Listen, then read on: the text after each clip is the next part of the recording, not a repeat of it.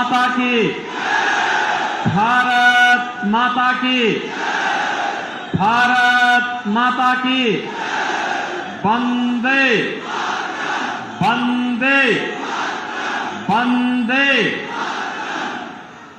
सिरसा की इस पावन भूमि पे आप सबने न्यारी राम राम। नाथ संप्रदाय के बहुत सिद्ध योगी बाबा सरसाई नाथ की कृपा भूमि के तौर पर विख्यात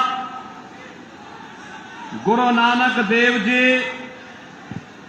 गुरु गोविंद सिंह जी तथा साहबजादे अजीत सिंह की पावन स्मृतियों को सहेजने वाली इस पुण्य धरा को कोटि कोटि नमन करता हूं। बोले सो निहाल, बोले सो निहाल। यह भूमि भारत की राजनीति के ताऊ कहे जाने वाले देवीलाल जी की भी कर्म भूमि रही है,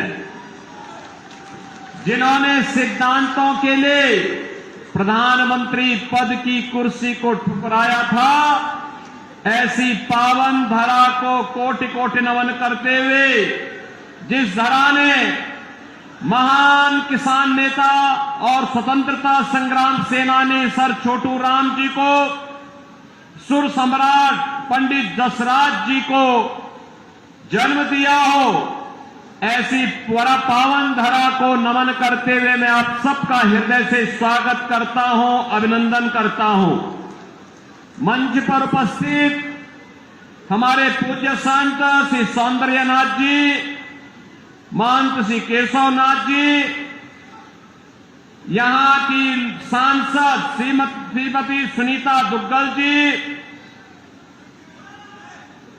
लोकसभा के हमारे प्रत्याशी श्री अशोक तंवर जी, राज्यसभा के माननीय सांसद श्री सुभाष बराला जी, लोकप्रिय विधायक और हमारे नाथ संप्रदाय के ही भक्त हैं श्री गोपाल जी, माननीय विधायक श्री दुड़ाराम जी, विधायक श्री लक्ष्मण नापा जी, जिलाध्यक्ष श्रीमती नताशा सिहाग जी, जिलाध्यक्ष फतेहाबाद श्री बलदेव ग्रोहा जी, पूर्व राज्यपाल श्री गणेशी लाल जी, लोकसभा संयोजक आदित्य चौटाला जी, हरियाणा सरकार के चेयरमैन श्री बेग फुला जी, जगदीश चोपड़ा जी, मंच पर उपस्थित भारतीय जनता पार्टी के सभी हमारे पदाधिकारीगण और भारी संख्या में बाबा सिरसाई नाथ की पावन धरा को विकास और विरासत की भूमि के रूप में स्थापित करने के लिए यहां पर उपस्थित मैंने बहनों और भाइयों, आप सबका मैं हृदय से अभिनंदन करता हूं, स्वागत करता हूं। बहनों भाइयों, मैं बाबा गोरखनाथ की धरती से और मर्यादा पुरुषोत्तम प्रभु राम की पावन जन्मभूमि से आपके बीच में यहां पर आया हूं। भारत के यशस्वी प्रधानमंत्री और दुनिया के सबसे लोकप्रिय राजनेता मोदी जी का संदेशा लेकर के आया हूं, और संदेशा यही लेके आया हूं कि 4 चरणों के चुनाव पहले ही संपन्न हो गए थे, 5वां चरण आज चल रहा है, और अब पूरे देश के अंदर एक पहले 3 चरणों में 4 चरणों में जो लहर थी, 5वें चरण में वो सुनामी बन चुकी है, मोदी की सुनामी पूरे देश के अंदर। और एक ही स्वर गूंज रहा है, चारों ओर एक ही नारा गूंज रहा है, और वह है कि फिर एक बार,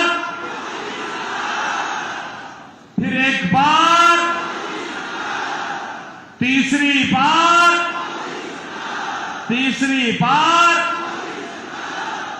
अब की बार जब हम 400 पार की बात करते हैं तो बहन और भाइयों कांग्रेस को चक्कर आने लगता है। और चक्कर इसलिए आने लगता है क्योंकि 400 सीटों पर तो चुनाव ही नहीं लड़ रही है, तो जीतेगी कैसे। और इसीलिए तो मैं कह रहा हूं, जनता जनार्दन से जवाब देती है। क्या जवाब देती है? जवाब देती है कि जो राम को लाए हैं, जो राम को लाए हैं, पूरे देश से एक ही आवाज है। और बहनों, और विरासत और विकास की अद्भुत संगम।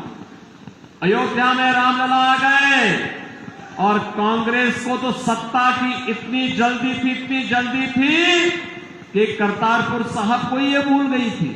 और तो मोदी जी आए, तो मोदी जी ने आने के बाद करतारपुर कॉरिडोर के निर्माण के कार्यक्रम को भी आगे बढ़ाया। गुरु नानक देव की पावन धरा को भी भारत का हिस्सा बनाने का कार्य आगे बढ़ाया। और गुरु गोविंद सिंह जी महाराज के 4 साहबजादों ने, जिन्होंने सरहिंद के लिए अपने आप को बलिदान किया था, उनके नाम पर 26 दिसंबर की तिथि को वीर बाल दिवस के रूप में मनाने की घोषणा भी की है। इसलिए बहनों और भाइयों, आज इसीलिए मैं आपको पास आया हूं कि पावन धरा तो मेरे लिए 2 प्रकार से महत्वपूर्ण है। गुरु नानक देव जी से लेकर के गुरु गोविंद सिंह जी के साहबजादों की पावन धरा के रूप में, और हमारे नाथ संप्रदाय के पवित्र संत बाबा सिरसाई नाथ जी के नाम पर, जिनके नाम पर इस सिरसा बसा हुआ है। इसलिए ये मेरे लिए एक पावन धरा है। इसको मैं कोटि कोटि नमन करता हूं, आप सबका अभिनंदन करता हूं, स्वागत करता हूं। बहनों और भाइयों, आज देश बदल चुका है। हमारी पीढ़ी सौभाग्यशाली है कि हम नए भारत के नागरिक हैं। मोदी जी के नेतृत्व में कार्य कर रहे हैं और जो दुनिया के लिए असंभव है,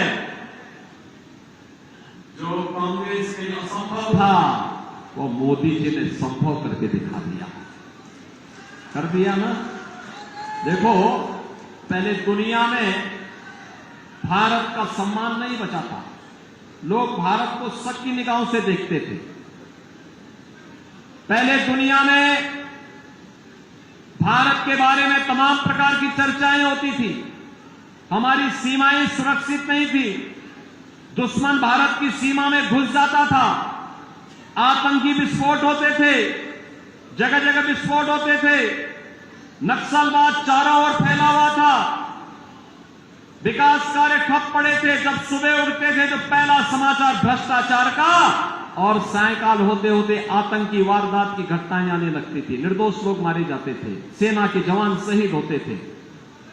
गरीबों के कल्याण के लिए कोई योजना नहीं थी। कोई गरीब भूख से मरता था, किसान आत्महत्या करता था, दवा के भाव में मरीज दम तोड़ता था, बेटी और व्यापारी सुरक्षित नहीं थी।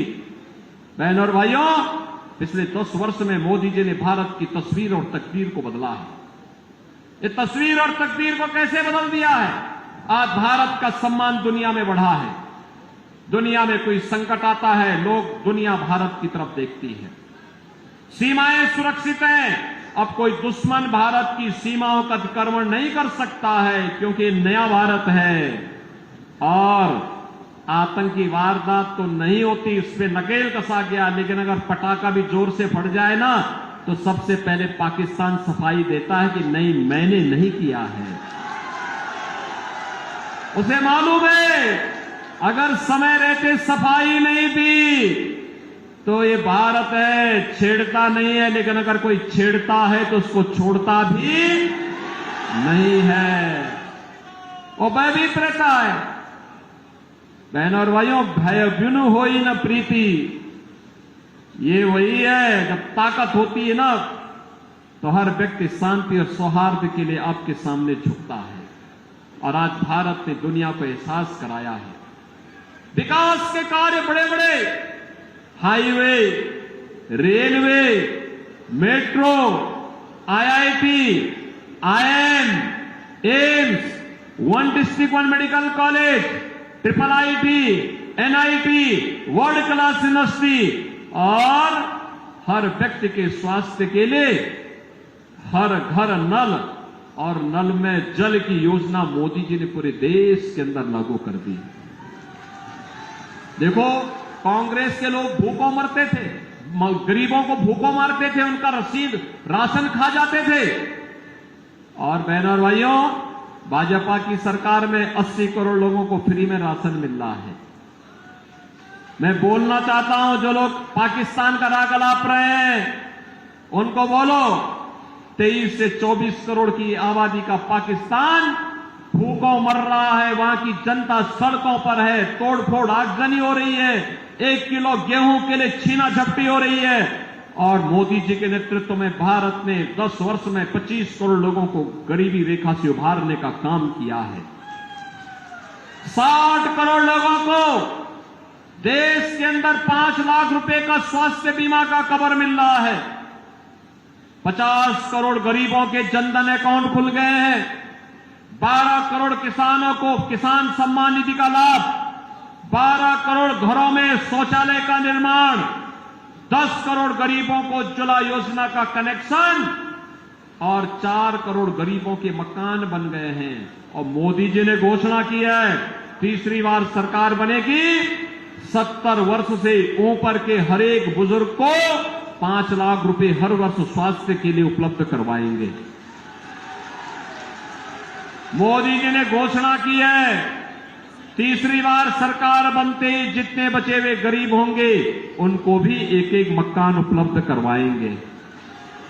मोदी जी ने घोषणा की है, तीसरी बार सरकार बनाएंगे, सोलर स्कीम के अंतर्गत हर घर को फ्री में बिजली उपलब्ध करवाने का काम भी करेंगे।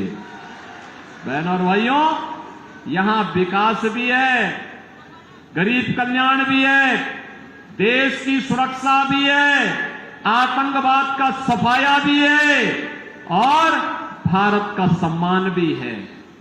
और साथ साथ रामलला का भव्य मंदिर के निर्माण का कार्य भी तेजी के साथ आगे बढ़ गया है। रामलला अयोध्या में विराजमान हो गए। बहनों और भाइयों, मैं आपसे पूछना चाहता हूं, मोदी जी ने जो ये किया, इसमें किसी के साथ भेदभाव हुआ है क्या? अरे इसमें तो कोई भी जाति, हर जाति, मत, मजहब, क्षेत्र, भाषा, पूरे देश के 140 करोड़ लोगों को उन्होंने परिवार मान करके दिया। सबका साथ, सबका विकास की बात मोदी जी ने की। और बहनों और भाइयों, एक तरफ सबका साथ और सबके विकास की भाव, सुरक्षा सबको, लेकिन तुष्टीकरण किसी का नहीं। हमने तुष्टीकरण नहीं, संतुष्टीकरण पर ध्यान दिया। और दूसरी तरफ इंडी गठबंधन में कांग्रेस और उसके सहयोगी दल हैं, सुबह से लेकर शाम तक एक नया झूठ और एक नई अफवाह फैलाते हैं। जब सत्ता में थे तब कुछ नहीं किया, तब हिंदुओं की भावनाओं के साथ खिलवाड़ किया। तो उस समय लोग क्या कहते थे? कहते थे हिंदुस्तान के संसाधनों पर पहला अधिकार मुसलमान का है। अरे कहां हमारा हिंदू जाएगा, कहां हमारा दलित जाएगा, कहां पिछड़ा जाएगा, कहां अन्य गरीब जाएगा, कहां महिलाएं जाएंगी? और ये राग अलापते थे वही। और आज बहनों और भाइयों, इनके अंदर एक और भूत सवार हो गया है। कांग्रेस ने अपने घोषणा पत्र में इतनी खतरनाक घोषणा कर दी है, अब कहती है कि कांग्रेस सत्ता में आई तो सत्ता में आने के बाद गरीबी हटाने के लिए देश के हर नागरिक की संपत्ति का सर्वे करवाएगी। सर्वे करा करके विरासत टैक्स लगाएगी। विरासत टैक्स का मतलब आपके बाप की, आपके दादा की, आपके ग्रैंडफादर, आपके फादर, जिसकी भी प्रॉपर्टी आपको मिली होगी, उस प्रॉपर्टी में से आधी प्रॉपर्टी कांग्रेस के लोग ले लेंगे और फिर इस प्रॉपर्टी को वह मुसलमानों को बांट देंगे। क्या आप इसको स्वीकार करेंगे? क्या आप इसको स्वीकार करेंगे? क्या आप पाकिस्तानियों को और मुसलमानों को अपनी संपत्ति पे कब्जा करने देंगे? क्या? अरे हरगिज नहीं, भारतीय जनता पार्टी इनको ये मौका ही नहीं आने देगी। और ये तो बात की बात आएगी सत्ता में। रामलला के कारण इनको अब किसी भी जन्म में सत्ता नहीं मिलने वाली है, कभी नहीं मिलने वाली है। क्योंकि ये चुनाव तो राम भक्तों रामद्रोहियों के बीच में हो गया है। ये तो रामद्रोही हैं, हमेशा राम का विरोध किए हैं, भारत की विरासत का विरोध किए हैं। इनको सत्ता कभी नहीं मिल सकती है। और यही कहने के लिए आज मैं आपके पास आया हूं। बहन और भाइयों, आपने औरंगजेब का नाम सुना हो ना? ये मुगलों में सबसे क्रूर बादशाह था। औरंगजेब, कोई मुसलमान भी अपने पुत्र का नाम औरंगजेब नहीं रखता, मालूम है ना आपको? इसलिए नहीं रखता, औरंगजेब ने सत्ता के लिए पहले अपने भाई की हत्या की और फिर अपने बाप को भी जेल भेज दिया। बाप उसका पानी के लिए तरसते तरसते मर गया। वह औरंगजेब था।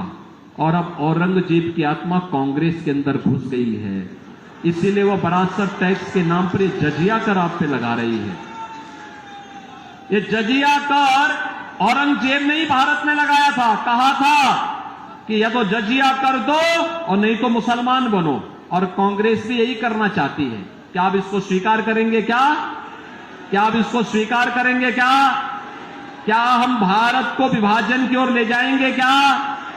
अरे राम जन्मभूमि का जो पुण्य आपके साथ जुड़ा हुआ है, आप भी कह सकते हैं, सिरसावासी भी कह सकते हैं कि हमने तो यहां से कमल खिलाने का काम पिछली बार भी किया था। श्रीमती सुनीता दुग्गल को चुनाव जिता करके भेजा था। मोदी जी को प्रधानमंत्री हमने बनाया था। मोदी जी प्रधानमंत्री बने तब अयोध्या में राम मंदिर के निर्माण का मार्ग प्रशस्त हुआ। ये श्रेय तो आपके ऊपर गया। नेतृत्व तो मोदी जी का है, लेकिन श्रेय तो आपको जाता है। ये पुण्य आपको प्राप्त हुआ है, ये पुण्य आपके साथ जुड़ा हुआ है। इस पुण्य से वंचित नहीं होना है। और इसीलिए देश के अंदर जो आवाज आ रही है, वो आवाज यही है, हर जवान से की आवाज है। और वो आवाज है जो राम को लाए हैं, जो राम को लाए हैं। और राम को लाने वालों को फिर से देश की सत्ता सौंपनी है। सौंपने को तैयार हैं? सभी सिरसावासी तैयार हैं? सभी लोग तैयार हैं?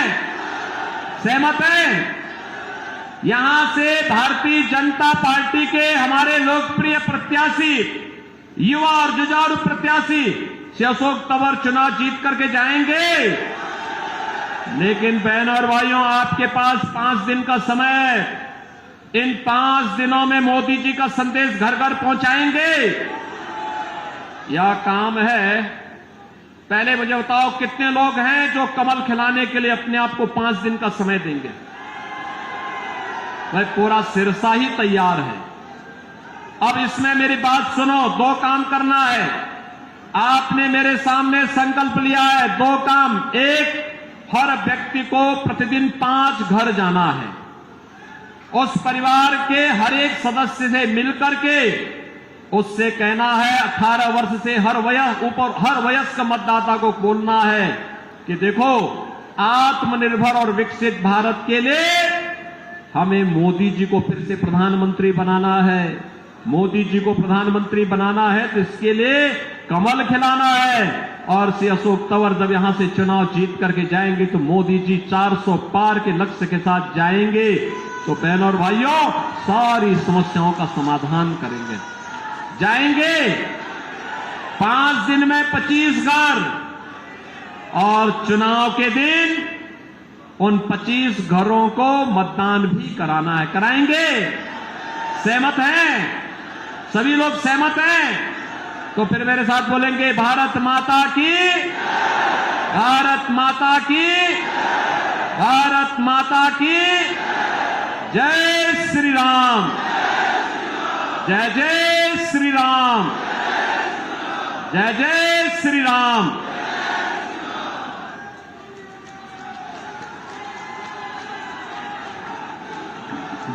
आप सभी माननीय योगी आदित्यनाथ जी के स्वागत में इतनी भारी संख्या में आप सभी का बहुत बहुत धन्यवाद। जय श्री राम।